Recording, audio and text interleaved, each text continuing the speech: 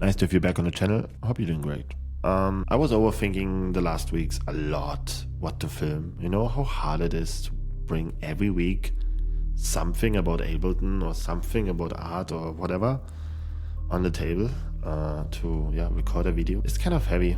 Doing this since 5 years, I think now, but it's heavy. But this time I will not say I make a video first and then in the end I don't do music. I did music. I jammed for 1 hour with my Torso S4 and my Cosmos here in front of me. And I jammed in Ableton, a huge session just here for a radio show that I want to send to. They asked me for. And I did a jam here.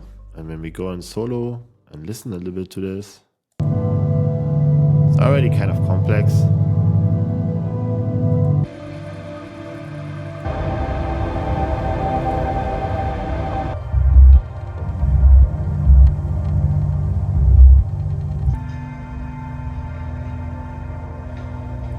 But there are moments where I felt like something was missing and I was about to record again and again.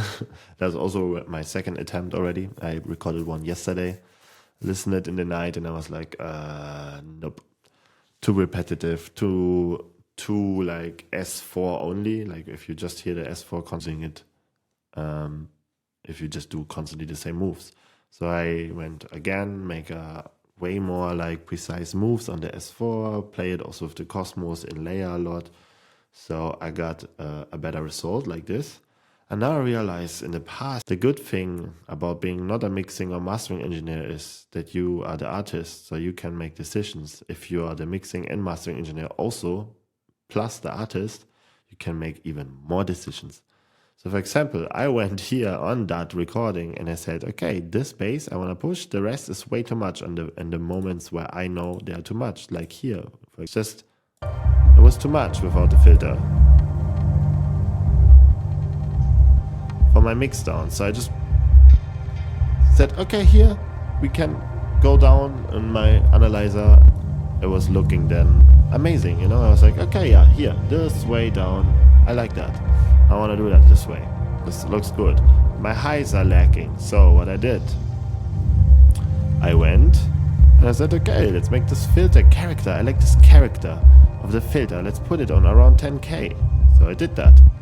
And then I pushed also the highs in total because all of the tracks was missing it somewhere around here.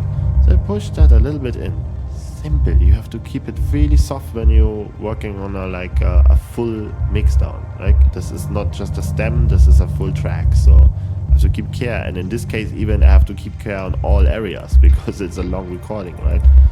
But I did that. And then I saw moments that are empty.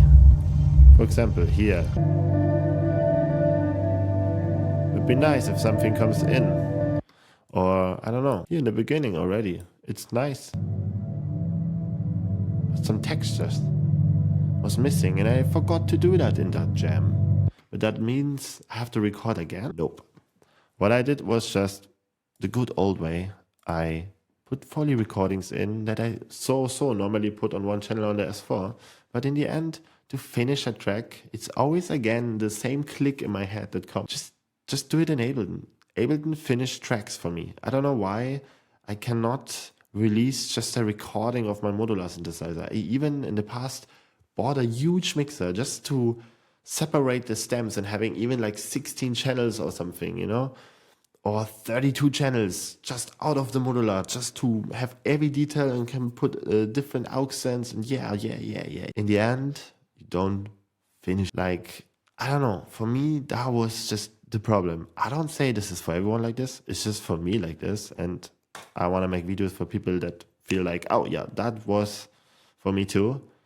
Yeah, don't overthink it. Look, it's always the same. If you're in the arrangement view and you have a track recorded from the session view, or you just make a track, to finish the track, I feel like you have to make little FX channels and then just details on the moments where it fits. For example, here it's soft, I see that, and then here something is starting, right?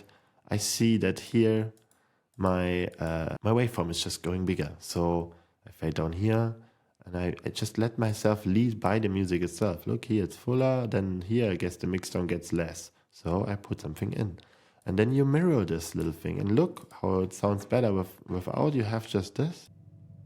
The drone, right? It's beautiful, but you can just deliver it a little bit with some recordings.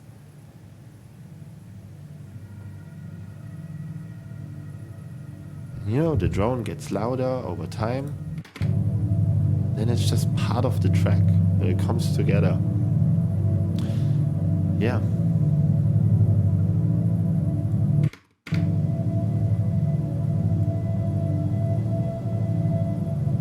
And then you have moments like here where the thing just comes perfectly in. You see here, I just have the rain. And it's that area that I miss in the mix, you know? So I got the bass, add some of these frequencies. That was all I wanted to do with the idea. And then I realized, hey, it's finished really the track. It's together. Here you cut the bass, you know.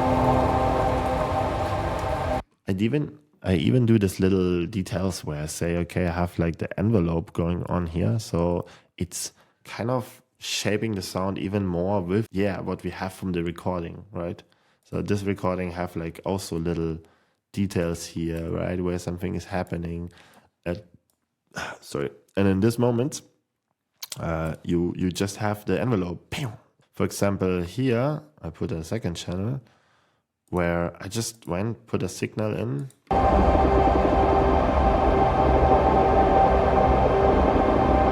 And I just wanted some dark droney things. So I put here like a hard clipper because I was just a limiter just to cut somehow hardcore effects here. But what I did is texture mode, First of all, I warped it and I looped it. And then I put it in texture mode and just grain size up, flux up, and pitched it like 17. That was the pitch where I hear it kind of fixed in with the key that we just heard in that moment. And then you get this amazing little growlers and the bass.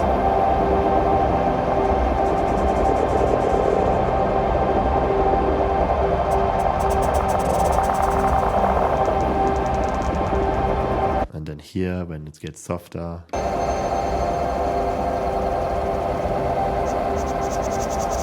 More here. You still hear it like.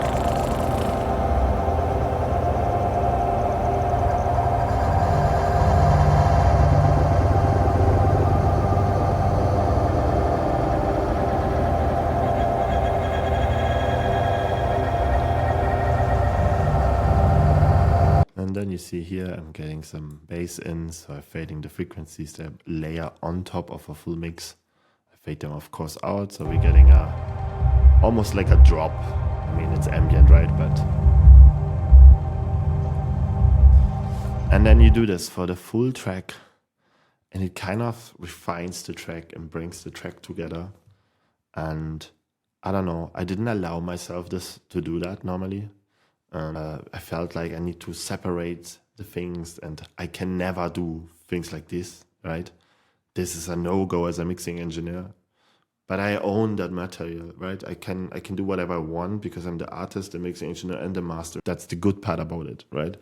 You can just touch and destroy all rules that exist on this planet and say, this sounds good for me, and in my analyzer looks like I want. So basta, right? And I love that. I kind of want to push you with this video to have that mindset sometimes and say, yeah, but I want it like this. There's so many rules about things that you can teach and do, but every time I learn them, I feel like they're also there to break them. It's such a classic, I know, but it is literally why you're an artist, you know? An artist creates and breaks the rules. That's the classic sentence. Guess why it's the classic sentence? I don't know. Stay unique, like and subscribe and all that. I want to just finish this now. I don't know, play some video games or something. I need to chill. Have a nice one. We see us next week. Okay. Bye.